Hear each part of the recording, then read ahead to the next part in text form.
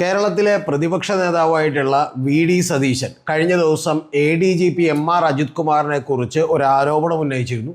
ഉന്നയിച്ചതിന് ശേഷം അദ്ദേഹം പറഞ്ഞത് ഇത് മുഖ്യമന്ത്രിയോ അല്ലെങ്കിൽ ADGP അജിത് കുമാറോ ഒക്കെ നിഷേധിക്കുകയാണെങ്കിൽ ഞാൻ മറ്റ് തെളിവുകൾ പുറത്തുവിടാം എന്നാണ് പറഞ്ഞത്. ആ ആരോപണം പറഞ്ഞത് RSSൻ്റെ സർക്കാര്യവാഹമായിട്ടുള്ള, അതായത് RSSൻ്റെ അഖിലേന്ത്യാ ജനറൽ സെക്രട്ടറി ആയിട്ടുള്ള ദത്താത്രേയ ഹൊസബോലെ, അദ്ദേഹം 20 ദിവസത്തോളം കേരളത്തിലുണ്ടായിരുന്നു. 3 ദിവസത്തോളം തൃശ്ശൂരുണ്ടായിരുന്നു. ആ തൃശ്ശൂരുണ്ടായിരുന്നപ്പോൾ അദ്ദേഹത്തെ ADGP M.R. അജിത് കുമാർ, അതായത് മുഖ്യമന്ത്രിയുടെ വിശ്വസ്തനായി കരുതപ്പെടുന്ന, മുഖ്യമന്ത്രിയുടെ പൊളിറ്റിക്കൽ സെക്രട്ടറി പി ശശിയുടെയും ഏറ്റവും വലങ്കൈയായിട്ട് കരുതപ്പെടുന്ന ADGP M.R. അജിത് കുമാർ ഈ ദത്താത്രേയ ഹൊസബോളയെ ചെന്ന് കണ്ടിരുന്നു എന്നുള്ളതാണ്.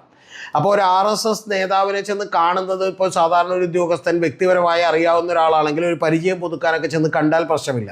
പക്ഷേ ഇവർ തമ്മിൽ നേരത്തെ പരിചയമൊന്നും ഉണ്ടായിരുന്നില്ല എന്നുള്ളത് നമുക്ക് സുവ്യക്തമായിട്ടുള്ളൊരു കാര്യമാണ്. അപ്പോൾ അജയ് കുമാർ എന്ന് പറയുന്ന വിജ്ഞാൻ ഭാരതിയുടെ ഒക്കെ ഒരു നേതാവ്, അദ്ദേഹത്തിന് ഇപ്പോൾ വിജ്ഞാൻ ഭാരതിയുടെ ഒരു ചാർജ് ഇല്ല എന്നാണ് എനിക്കറിയാൻ കഴിയുന്നത്. അദ്ദേഹത്തിൻ്റെ കൂടെ ഈ അജയ് കുമാറും നമ്മുടെ M.R. അജിത് കുമാറും തമ്മിൽ ഒരുമിച്ച് പഠിച്ചതാണ്. അപ്പോൾ ഇവർ രണ്ടുപേരും കൂടി ചെന്ന് ഈ ദത്താത്രേയ ഹൊസബോളയെ കണ്ടു. വി.ഡി. സതീശൻ്റെ ഏറ്റവും വലിയ ആരോപണം എന്ന് പറയുന്നത് ഇത് മുഖ്യമന്ത്രിയുടെ ഒരു ദൂതുമായി നേരെ ദത്താത്രേയ ഹൊസബോളയെ കാണാൻ പോയതാണ് എന്നുള്ളതാണ്. എന്ന് പറഞ്ഞാൽ പുറമേക്ക് ഇവർ രാഷ്ട്രീയ വൈര്യം വെച്ച് പുലർത്തുന്നുണ്ടെങ്കിൽ പോലും അഖിലേന്ത്യാ തലത്തിൽ അദ്ദേഹം നേരിടുന്ന, മുഖ്യമന്ത്രി നേരിടുന്ന SFIOയുടെ അന്വേഷണമാണെങ്കിലും അല്ലെങ്കിൽ എൻഫോഴ്സ്മെൻറ്റ് ഡയറക്ടറേറ്റിൻ്റെ അന്വേഷണമാണെങ്കിലും ഇത്തരം അന്വേഷണങ്ങളിൽ സഹായം ആവശ്യപ്പെട്ടുകൊണ്ട് M.R. അജിത് കുമാറിനെ ഒരു ദൂതനാക്കി വിട്ടുകൊണ്ട് നേരെ പോയി നമ്മുടെ ദത്താത്രേയ ഹൊസബോളയെ കണ്ട് ഒരു ചർച്ച നടത്തി എന്നുള്ളതാണ് അദ്ദേഹം പറഞ്ഞേക്കുന്നത്. ഇത് പൂർണ്ണമായിട്ട് നമുക്ക് തള്ളിക്കളയാൻ കഴിയില്ല എന്നുള്ളത് നമുക്കറിയാമായിരുന്നു. പക്ഷേ ഇന്ന് ഏതാണ്ട് അത് ഈ പറയുന്ന M.R. അജിത് കുമാർ തന്നെ സ്ഥിരീകരിച്ചിരിക്കുന്നു.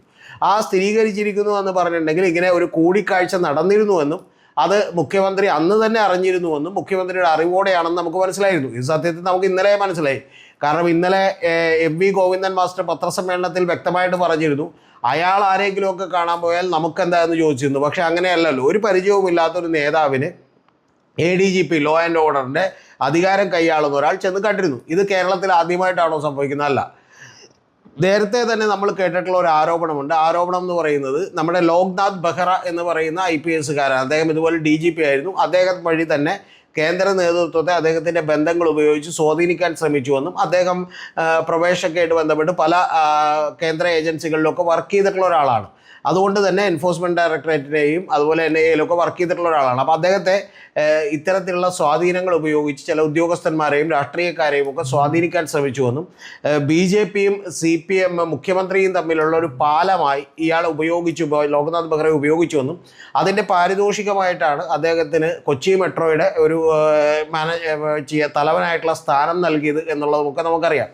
അപ്പോൾ ഇത്തരത്തിൽ ഈ പറയുന്ന ഇത്തവണ നമ്മുടെ M.R. അജിത് കുമാറിനെയും അതുപോലെ ഉപയോഗിച്ചിരിക്കുന്നു. അങ്ങനെ ഉപയോഗിക്കുന്നത് കൊണ്ടിട്ടാണ് M.R. അജിത് കുമാറിനെ സ്ഥാനത്ത് നിന്ന് മാറ്റിപ്പോലും ഒരു അന്വേഷണത്തിന് ഗവൺമെൻറ് തയ്യാറാകാത്തത് എന്നുള്ളതാണ് കൃത്യമായി പറയുന്നൊരു കാര്യം. ഇതിൻ്റെ അടിസ്ഥാനത്തിൽ തന്നെയാണ് അവിടെ പൂരം കലക്കാനുള്ള ഒരു പദ്ധതി തയ്യാറാക്കിയത് എന്ന് നമുക്ക് കേൾക്കുന്നു. ഇതെല്ലാം നമുക്ക് ഒറ്റടിക്ക് അങ്ങോട്ട് നിഷേധിക്കുക വയ്യ. കാരണം നിങ്ങൾക്ക് എല്ലാവർക്കും അറിയാം, 2004 PM ഇസ്മായിലിനെ മൂവാറ്റുപുഴയിൽ ഒരു സ്ഥാനാർത്ഥിയാക്കിക്കൊണ്ട് വളരെ കൃത്യമായി ഈ ഇത്തരത്തിലുള്ള ഒരു പ്രൊജക്റ്റ് BJPയുമായി ചേർന്ന് നടപ്പിലാക്കിയിരുന്നുവെന്നും അങ്ങനെയാണ് അവിടെ PC തോമസ് എന്ന് പറയുന്ന ഒരാൾ 500 വോട്ടിനെങ്കിൽ 500 വോട്ടിന് ജയിച്ചതെന്നും അത് NDAയുമായി ചേർന്ന് നടക്കിയ ഇത്തരത്തിലുള്ള ഒരു പ്രൊജക്റ്റായിരുന്നുവെന്നും ദല്ലാൽ നന്ദകുമാർ പുറത്തു പറഞ്ഞിട്ടുണ്ട്. ഇനി ദല്ലാൽ നന്ദകുമാർ അത് കൂടാതെ പറയുന്നൊരു കാര്യം, നമുക്ക് EP ജയരാജനും പ്രകാശ് ജാവദേക്കറുമായി ഒരു ചർച്ച നടന്നുവെന്നും ഇതുപോലെ തൃശ്ശൂരത്ത് ഒരു സീറ്റ് ഞങ്ങൾക്ക് തരൂ, ഞങ്ങൾ 2026 CPMനെ ജയിപ്പിക്കാം എന്നുമുള്ള ഒരു ധാരണ അവിടെ സംസാരിച്ചിട്ടുണ്ടായിരുന്നു എന്ന് അദ്ദേഹം കൃത്യമായി നമ്മളോട് പറഞ്ഞിട്ടുണ്ട്. അപ്പോൾ അതിന് ശേഷം ദല്ലാൽ നന്ദകുമാർ വെല്ലുവിളിച്ചത് പോലും ഇപ്പോൾ എൻ്റെ ചെവിയിൽ ഓർമ്മയുണ്ട്. അദ്ദേഹം പറഞ്ഞത് തെരഞ്ഞെടുപ്പ് കഴിയട്ടെ നമുക്ക് എന്നിട്ട് കാണാം എന്നുള്ളതാണ്. നമുക്കിപ്പോൾ ചോദിക്കാനുള്ളൊരു ചോദ്യം, ഇനി ഇതൊന്നും യാഥാർത്ഥ്യമല്ലെങ്കിൽ തെരഞ്ഞെടുപ്പിന് ശേഷം BJP ഈ പറയുന്ന കരുവന്നൂരിലെ അന്വേഷണമോ അല്ലെങ്കിൽ SFIയുടെ അന്വേഷണമോ ഒക്കെ എന്തായി എന്ന് പോലും നമുക്ക് കൃത്യമായിട്ട് അറിയാൻ കഴിയില്ല. പിന്നെ ബാലശങ്കർ എന്ന് പറയുന്ന RSSൻ്റെ നേതാവായിരുന്ന അദ്ദേഹവുമായി എടുത്തുനിന്ന ഒരുപക്ഷെ മോദിയുമായിട്ടൊക്കെ ചേർന്ന് പ്രവർത്തിച്ച ആൾ പോലും ഇത്തരത്തിൽ ചില കൊടുക്കൽ വാങ്ങലുകൾ CPMും BJPയുമായിട്ടുണ്ടായിരുന്നു എന്നുള്ളത് തുറന്നു പറഞ്ഞിട്ടുള്ള കാര്യം കൂടിയാണ്. ഇതാണ് അജിത് കുമാറിനെ കുറിച്ച് ഏറ്റവും ഒടുവിൽ വന്നിട്ടുള്ള വാർത്തയെങ്കിൽ ഇന്ന് ഏറ്റവും ലേറ്റസ്റ്റ് ആയി വന്ന മറ്റൊരു കാര്യം കൂടി പറയുന്നത് മുഖ്യമന്ത്രിയുടെ വലം കൈയാണ് അല്ലെങ്കിൽ പി ശശിയുടെ വലം കൈയാണെന്ന് ഉറപ്പിക്കുന്ന ഒരു കാര്യം കൂടി ഇന്ന് വന്നിട്ടുണ്ട്. ഇന്ന് News 18 പുറത്തുവിട്ടേക്കുള്ള ഒരു കാര്യം എന്ന് പറയുന്നത്, സ്വപ്ന സുരേഷ് കോവിഡിൻ്റെയൊക്കെ സമയത്ത് കേരളം മുഴുവൻ ലോക്ക്ഡൗൺ ആയിരുന്ന സമയത്താണ് നമുക്കറിയാം കസ്റ്റംസിൽ വന്ന് ഡിപ്ലോമാറ്റിക് ബാഗേജ് വഴിയുള്ള സ്വർണം പിടിക്കുകയും അത് തുറക്കാൻ തീരുമാനിക്കുകയൊക്കെ ചെയ്യുന്നത്. അപ്പോൾ സ്വപ്ന സുരേഷ് കസ്റ്റംസുകാർ വിളിക്കുന്നുണ്ടെന്നും ഞാനവിടെ ഹാജരാകാൻ പോവുകയാണെന്നും പറഞ്ഞപ്പോൾ അങ്ങനെ ഹാജരാകണ്ട എന്നും നിങ്ങൾ എത്രയും പെട്ടെന്ന് ട്രിവാൻഡ്രം വിടണമെന്നും അതിനുവേണ്ടി അവർ എറണാകുളം വരെ വരികയും പിന്നീട് അതുവഴി അവർ ബാംഗ്ലൂരിലെത്തുകയും ചെയ്തു. അപ്പോൾ ബാംഗ്ലൂരിലെത്തിയപ്പോൾ അവരുടെ ഒപ്പം ഉണ്ടായിരുന്നത് സന്ദീപ് നായർ എന്ന് പറയുന്ന ഒരാളാണ്. പിന്നെ ഈ നമ്മുടെ സ്വപ്നപ്രഭ സുരേഷ് 2 കുട്ടികളും പിന്നെ ഭർത്താവും കൂടിയാണ് കൂടെ ഉണ്ടായിരുന്നത്. അപ്പോൾ ഒരു പോലീസ് ചെക്ക് പോസ്റ്റുകളോ ഒരു ക്ലിയറൻസോ ഒന്നും കൂടാതെ എങ്ങനെയാണ് ഇവർ പാലക്കാട് കഴിഞ്ഞ് കോയമ്പത്തൂർ എത്തിയതും എങ്ങനെയാണ് ബാംഗ്ലൂർക്ക് എത്തിയതെന്നൊക്കെ നമുക്ക് വലിയ സംശയമായിരുന്നു.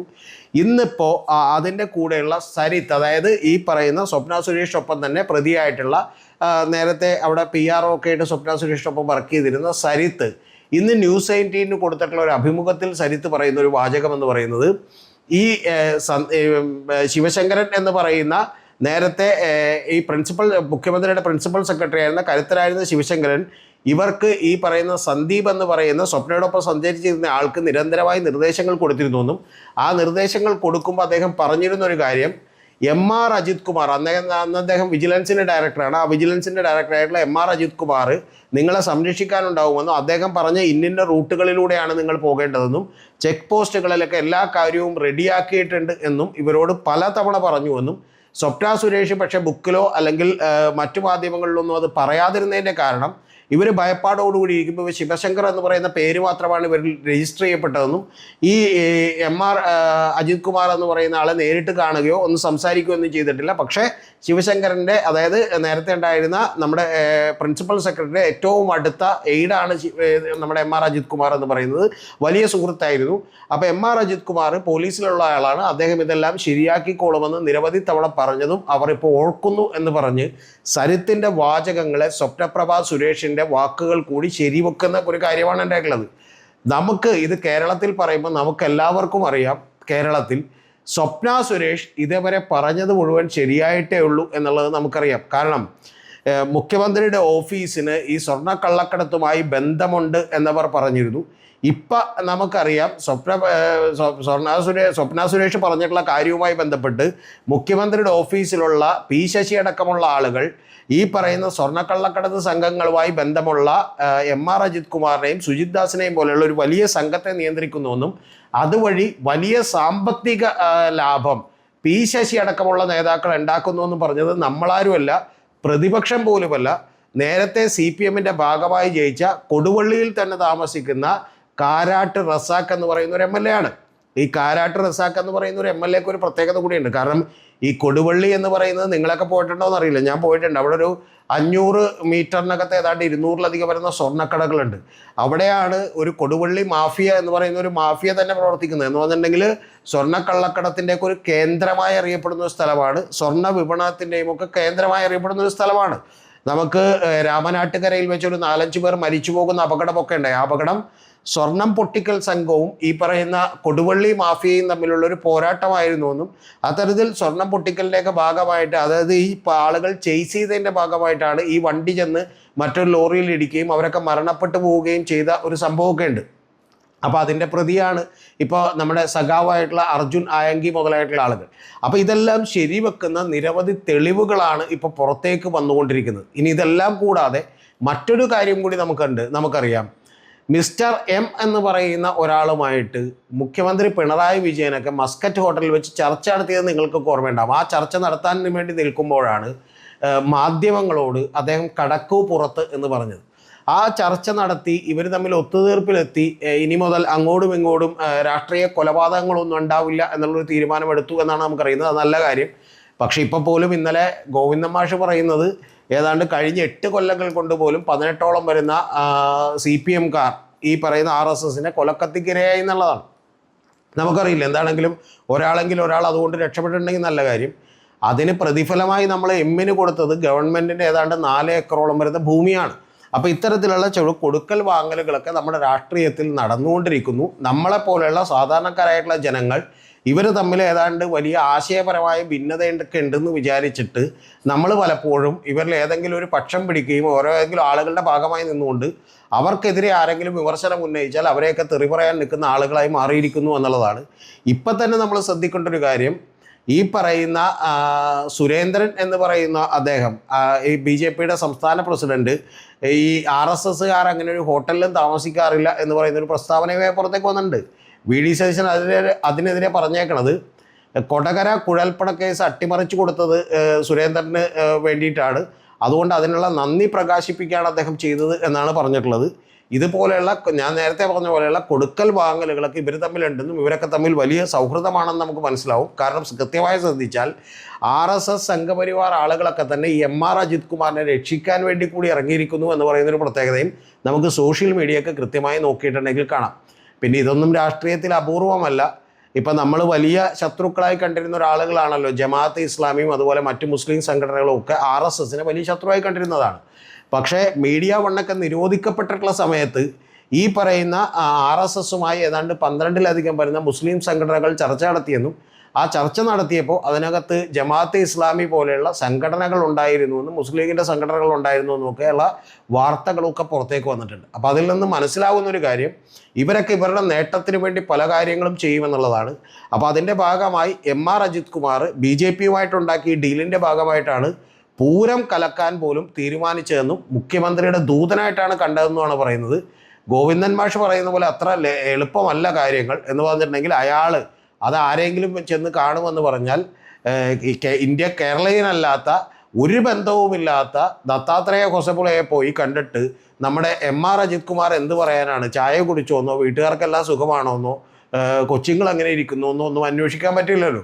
അപ്പോൾ അതുകൊണ്ട് എന്തായിരിക്കും പറഞ്ഞിട്ടുണ്ടാവുക, എന്ത് കാര്യത്തിന് വേണ്ടിയായിരിക്കും അദ്ദേഹം സ്വന്തം കാർ ഉപേക്ഷിച്ച് ഒരു സ്വകാര്യ കാറിൽ പോയത് എന്നുള്ളത് നമ്മൾ ആശ്ചര്യപ്പെടുന്ന ഒരു കാര്യമാണ്. സ്വന്തം കാർ ഉപയോഗിച്ചാലുള്ള കുഴപ്പം അതെല്ലാം ലോഗ് ബുക്കിൽ രേഖപ്പെടുത്തപ്പെടും. അപ്പോൾ അങ്ങനെ രേഖപ്പെടുത്തപ്പെടുക പോലും വേണ്ട, മറ്റാരും അറിയേണ്ട, പക്ഷേ മുഖ്യമന്ത്രിയുടെ ഓഫീസ് അറിഞ്ഞാൽ കുഴപ്പമില്ല എന്ന് വിചാരിച്ച് അന്ന് തന്നെ മുഖ്യമന്ത്രിക്ക് ആ റിപ്പോർട്ട് കിട്ടിയതാണ്. ഇദ്ദേഹം പോയി കണ്ടിരുന്നു എന്ന് പറഞ്ഞാൽ ഇതിൽ ദുരൂഹത വർദ്ധിക്കുകയാണ് എന്ന് വേണം നമ്മൾ മനസ്സിലാക്കാൻ. എന്ന് പറഞ്ഞാൽ നേരത്തെ പറഞ്ഞതുപോലെയുള്ള ഇവർ തമ്മിലൊക്കെ ഉള്ള പോരാട്ടം അത് പുറമേ കാണുന്ന ഒരു ചക്കളത്തി പോരാട്ടമാണെന്നും ഇവരൊക്കെ ഒക്കച്ചങ്ങാതിമാരാണെന്നും ഇനിയെങ്കിലും ഈ പാവപ്പെട്ട സാധാരണക്കാരായ ആളുകൾ മനസ്സിലാക്കണം.